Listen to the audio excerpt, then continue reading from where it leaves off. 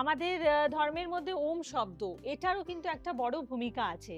তো এই ওম শব্দটি কেন এত শক্তিশালী?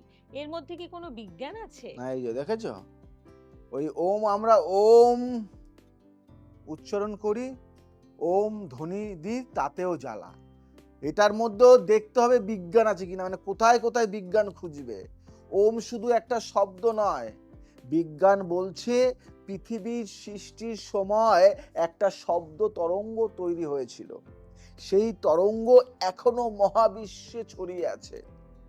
নাসার বিজ্ঞানীরা সেই তরঙ্গ ধরেছেন। শুনলে মনে হয় ওম।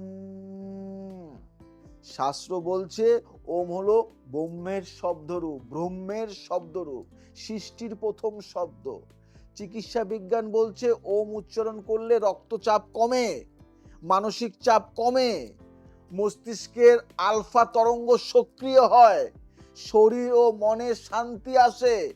3000 বছর আগে যে জ্ঞান ঋষিরা দিয়েছিলেন, বিজ্ঞান সেটা আজ প্রমাণ করেছে।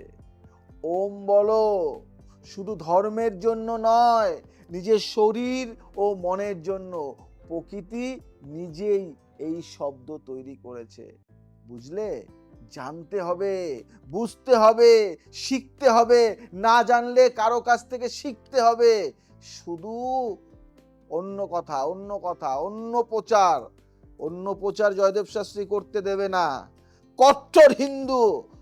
আজ আমি তোমাদের বলি, আগেও প্রোগ্রাম করেছি হিন্দু নিয়ে, প্রচুর বাধা এসছে, প্রচুর ফোন কল এসছে, প্রচুর বাধা এসছে, থামিনি, আজও থামবো না।